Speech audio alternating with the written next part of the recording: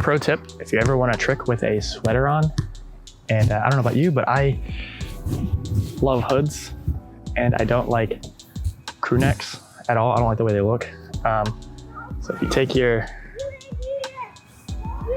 thing and you tie it like you would your shoe, it no longer gets in your way. So, pro tip for flipping your hood on, or well, keeping your hood from flipping up. That's not proper social distancing. You guys are way too close to each other. Ooh. And we're back with another tutorial today, guys. Welcome back to the Collective Movements. Today we're gonna be working on a corkscrew.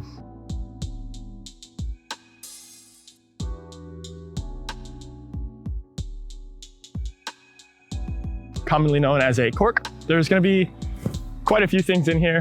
First is having a grasp of twisting. Now, a good twist will come from the hips. The way I like to twist is I offset my shoulders and my hips, and as soon as they are offset and as soon as I have initiated my flip and my hips are just about to rise over my head, I then wrap, I squeeze my stomach as hard as I can, and I put my right hip to my left hip because I am a left side twister, and I also cartwheel on my left side. So everything makes sense that way. The other thing I do is as I'm squeezing my abs and my butt for my hips to line back up with my shoulders, I'm wrapping my arms in my chest. So you wanna hit like this nice big Y position and then wrap everything in tightly at the same time that you're squeezing your legs together, squeezing your glutes together, squeezing your stomach as hard as you can and pulling those arms in. All of that kind of happens at the same time. Now, the other thing I do with this is the way I think of twisting is I don't think of a twist in increments of 360s. I think of twists in increments of 1/2 or 180s rather. To start your cork, this may seem a little bit counterintuitive, but I would personally like it if you learn how to do an aerial twist or a front half. Both of the moves would be great. I will be making future tutorials on those, but I wanted to make this one first. So if you already know how to do it, great. If not, no big deal. You don't need to learn how to do those first. For me personally, I learned my B-twist, my full, and my cork literally all in the same day, because that day twisting just made sense to my brain and my body, and I landed all three of them in the same day. We're gonna start with our setup. Now our setup, you can do it in a few ways. You can start with a scoot, you can do a macaco. Link right there. I mean, I guess it would be over there, right? Like link over there. It's like you can do a cork from another cork. You can do a cork from a swing gainer, but those are all relatively advanced setups. So yeah, those are all your different types of setups. Now, the ones that we're gonna be focusing on is going to be your J-step, your Euro step, and your pivot. Now, the progression between each one of those, they all kind of linger together. It's like J-step, pivot, Euro step is right in the middle. Now, a Euro step is a hybrid between a J-step and a pivot. Now, a pivot is you're standing on one leg, you flip 180, you swing your leg, you do a cork.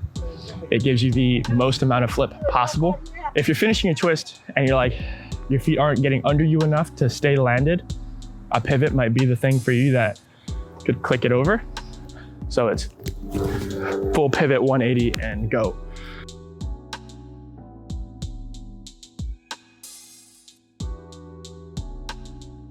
A J-step tends to help the twist a bit more because of the nature of how it's going. J-step is called such because when you walk in your pattern, you're making a J. It's as simple as that. I'm gonna actually end up corking with my foot going opposite direction of me. So if you watch, here's my big J, boom. Here's my block. So if you notice, my foot isn't facing forward, it's actually turned sideways from here. My arms are pulled back, my leg is pulled back here. I'm gonna swing all of this at once. And the thing about this is if you notice, when I pick up my foot, my back foot, I'm actually gonna turn naturally. I'm not actively turning, it's gonna happen because of the way my foot is placed on the floor here, my front foot. So I'm just gonna pick up my front foot and I naturally turn. and that gives you a bit more of a pizza flip. So it's not necessarily up and down, but it's more left and right.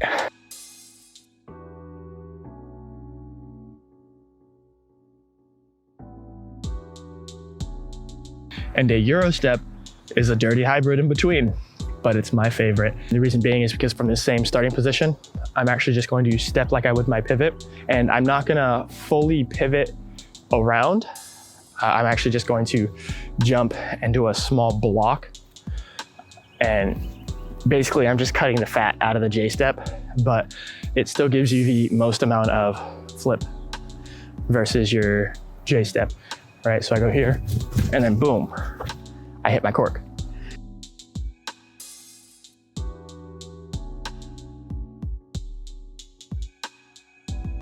Now, as you're swinging your leg, I swing my right leg because I am a left side twister. I take my right leg and I put it to my left eye. Now, a lot of people will tell you to put it to your left ear, to your left shoulder.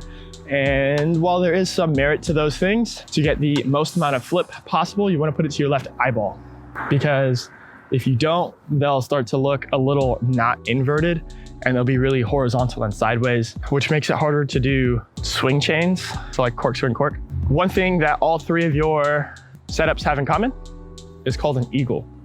Now an eagle is where you have both of your arms back and your swing leg back, and they all swing together, and it's that position from here. So my leg is back here, my arms are back, and the point of this is to build up as much momentum for the flip itself. Once you hit your eagle, you're gonna swing your arms and your legs as hard as you can.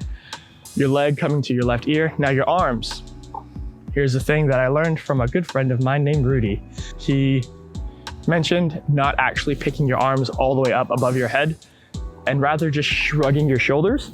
Now the reason that we're shrugging our shoulders rather than lifting our arms all the way up to our head is simply because the point of lifting your arms above your head is to help you shrug your shoulders anyway. So if you just consciously do it, you get the same effect with less energy. And this will allow for, again, more swing chains, a little bit more efficiency. So make sure you shrug your shoulders. I like to spot the floor after I swing my leg. And as soon as I spot the floor, how we were talking about twisting earlier, that's when I squeeze my abs together, squeeze my legs together, squeeze my glutes. And then from there, this is where the front half comes in handy. Because after I spot the floor, I think of it like a front half, and then it's boom, just a half twist. Now, in air, it's not actually a half twist, but in my brain, it kind of feels like a half twist, which is why I think of all of my twisting in increments of 180s, because it just helps me break it down. So swing your leg, spot the floor, squeeze your abs, pull your arms in. Now, for landing, if you are going for swing chains, then landing on one foot is kind of a requirement because you're landing on one leg. You gotta be able to swing the other leg through. So you can land on one leg, you can land on two legs, you can land on the opposite leg, which is, or on the same leg that you swung, which would be a little bit more like a hyper cork. From there, that's pretty much it. Respot the floor after you've done your flip. Actively reach your feet to the floor for your landing. As you're landing, I would like to see your glutes being activated and squeezing as your chest comes up. This way you land upright instead of dropping with your chest down and it not looking as clean. This is something that I'm still personally working on. It's a never-ending game for me. So one of the things that I would like to touch on is when to be stiff and when to be relaxed. When you're hitting your eagle, you should be relaxed. And then it's not until your foot starts to come towards the bottom and your arm starts to come towards the bottom that you really start to push everything through. You don't want to be really tense all the way through and really drive your arms back really hard. You just kind of want to let them float back. And then on the way down, that's when you start to really give it that effort and that tension. A few common mistakes that tend to happen with corkscrews is people won't drive their leg all the way through the bottom without stopping. So what I mean by this is they start going really, really hard, and then when they reach that bottom, they slow down their foot, and then it slows all the way up to the top into their cork. The amount of momentum that you're gonna lose for this, like I said, a cork is a momentum-based flip.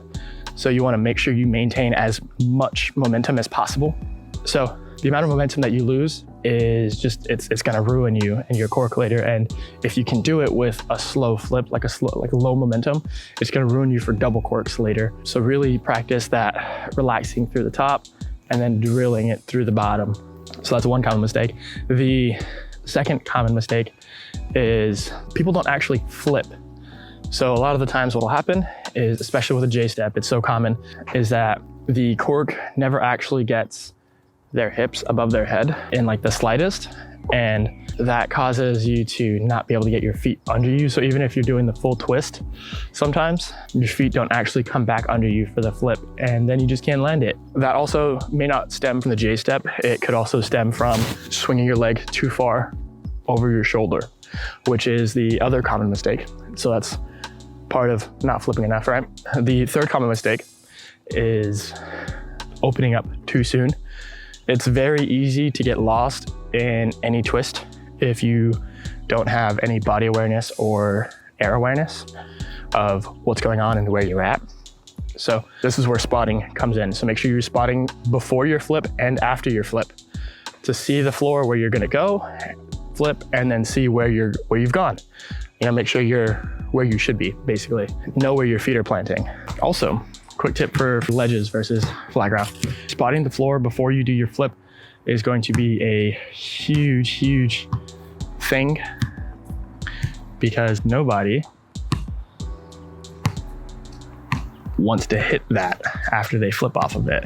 So make sure you spot the floor before you flip and spot the floor after you flip. The fourth common mistake is not driving through your toes. Now this is a huge one. Think of momentum, right? As soon as you start to bend that knee, you're not getting as much force into your toes or into your flip as you could be if you drove with a straight leg. This is just a general cork breakdown for you guys. So I hope this was helpful and informative. And don't forget to like, comment, subscribe, and hit that bell notification if you got some valuable information out of this, because that is lovely. Send us your videos to our Instagram. Show us your corks. Let's see what you got. And if you need help, feel free to ask. We are happy to help. We love helping out people. We've actually had a few people consistently sending us videos, and it's pretty great. You could be one of them. We're happy to help. So our Instagram is @TheCollectiveMovements. Shoot us a DM. Show us your videos.